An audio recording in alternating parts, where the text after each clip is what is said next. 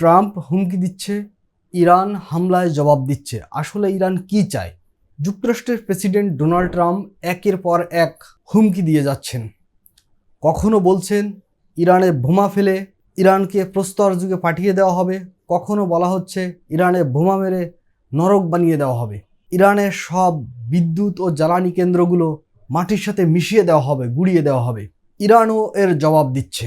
ইরানও হুমকি দিয়ে বলেছে তারা মধ্যপ্রাচ্যে জাহান্নামের দুয়ার খুলে দিবে।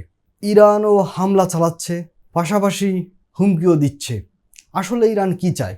ইরানের হামলায় যুক্তরাষ্ট্রের ভূপাতিত বিমানের ক্রুকে উদ্ধার করেছে যুক্তরাষ্ট্র। এক দুঃসাহসিক অভিযানের মাধ্যমে তাকে উদ্ধার করা হয়। তবে এজন্য তাদেরকে চড়া মূল্য দিতে হয়েছে। তাদেরকে 2টি C-130 বিমান ও 2টি ব্ল্যাক হক হেলিকপ্টার হারাতে হয়েছে। বিশ্লেষকদের একাংশ বলছেন এটা হচ্ছে ইরানে ইসরায়েল হামলার একটি মহড়া। হরমুজ প্রণালী খুলে দিতে এবং একটি অস্থায়ী যুদ্ধবিরতিতে পৌঁছানোর জন্য ইরানের উপর হামলার হুমকি ও আল্টিমেটাম দিয়ে যাচ্ছে যুক্তরাষ্ট্রের প্রেসিডেন্ট ডোনাল্ড ট্রাম্প। তিনি তবে ইরানে হামলার জবাব বড় বড় হামলা ও জোরদার হামলার মাধ্যমেই দিচ্ছে। তারা গত 24 ঘন্টায় প্রায় 28টি স্থানে ভয়াবহ হামলা চালিয়েছে।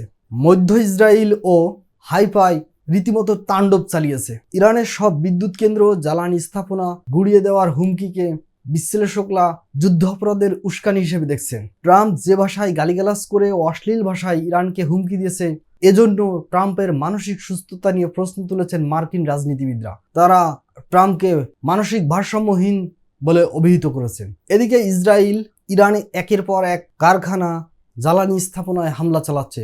তারা বিশেষ করে ইরানের পেট্রোকেমিক্যাল কারখানাগুলোকে বেশি টার্গেট করছে।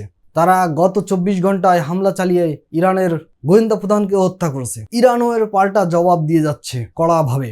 একদিকে যখন যুদ্ধ, হামলা, পাল্টা হামলা, মানুষ মরছে, বোমা পড়ছে, ঘর ভাঙছে, অন্যদিকে যুদ্ধ বন্ধের জন্য প্রচেষ্টাও চলছে। পাকিস্তানের মাধ্যমে ইরানি ও মার্কিন কূটনীতিকদের মধ্যে দফায় দফায় পরোক্ষ আলোচনা চলছে।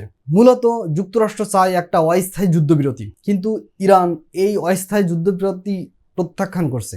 তারা মূলত চায় হচ্ছে একটা স্থায়ী যুদ্ধবিরতি। তারা পাকিস্তানি কর্তৃপক্ষের মাধ্যমে যুক্তরাষ্ট্রকে 15 দফার একটি এই প্রস্তাবের প্রধান দাবিগুলো হচ্ছে মধ্যপ্রাচ্য জুড়ে চলা বর্তমান যেসব যুদ্ধ চলছে এগুলোর অবসান চায়, হরমুজ প্রণালীর জন্য একটা নিরাপদ চলাচলের জন্য একটা প্রোটোকল চায়। এছাড়া ইরানের উপর যত ধরনের আন্তর্জাতিক অর্থনৈতিক ও রাজনৈতিক নিষেধাজ্ঞা রয়েছে সেগুলোর অবসান চায় তারা। তবে ট্রাম্প এই প্রস্তাবকে যথেষ্ট নয় বলে তার যে আল্টিমেটাম দিয়েছিল, সর্বশেষ যে আল্টিমেটাম দিয়েছিল, ওই আল্টিমেটাম চূড়ান্ত বলে ঘোষণা দিয়েছে। এখন প্রশ্ন হচ্ছে, ট্রাম্প তো এর আগে বহুবার আল্টিমেটাম দিয়েছে, এখন ওই আল্টিমেটাম তার ফাঁকা বুলি নাকি হচ্ছে ভয়ের কারণ? তবে ঘটনা যাই হোক, আমরা চাই যুদ্ধের অবসান হোক, শান্তি ফিরুক পৃথিবীতে।